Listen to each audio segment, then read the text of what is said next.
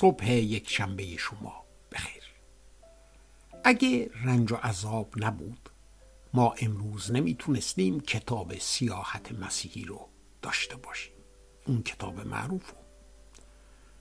جان بونیان نویسنده این کتاب با میل و رغبت 12 سال زندان رو با آغوش باز میپذیره و زیر بار این نمیره که از قانون 1662 انگلیس که میخواست تمامی شبانها در انگلیس به کلیسای انگلیکان ملحق بشند اطاعت بکنه.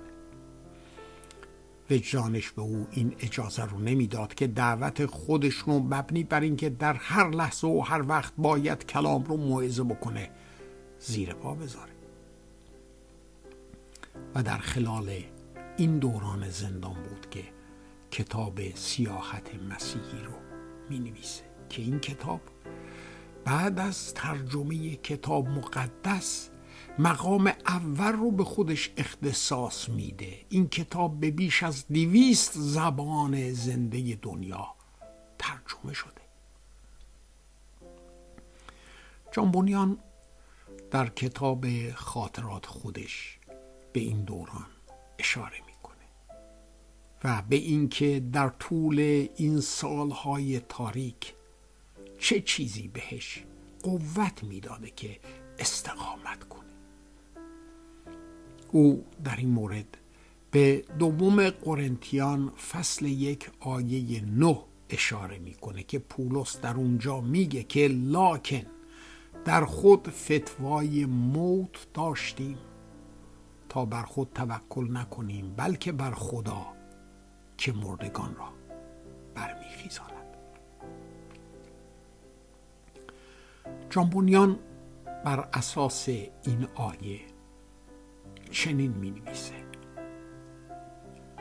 این آیه ذهن مرا اینطور باز کرد که اگر قرار است به شکلی درست عذاب بکشم اول باید بر تمامی آنچه که مرا به این زندگی می بندد فتوای مرگ را صادر کنم. بر خودم، بر همسرم، بر فرزندانم، بر سلامتیم و بر چیزهای خوش این دنیا. باید اینها رو رد کنم. آنها برای من و من برای آنها مرده باشم. و دوم اینکه یاد بگیرم متکی بر خدایی زندگی کنم که به چشم نمی‌بینم. همانطور که کلام خدا میگوید که ایمان این نیست که چشم انتظار چیزهای دیدنی باشیم بلکه چیزهایی که نادیدنی است. چون که چیزهای دیدنی موقتی لیکن چیزهای نادیدنی ابدی است. ببینید عزیزان، حکمت کسی که حاضر شده 12 سال عذاب زندان رو به دوش بکشه چی هست؟ اولیش فتوای مرگ بر هر چیز.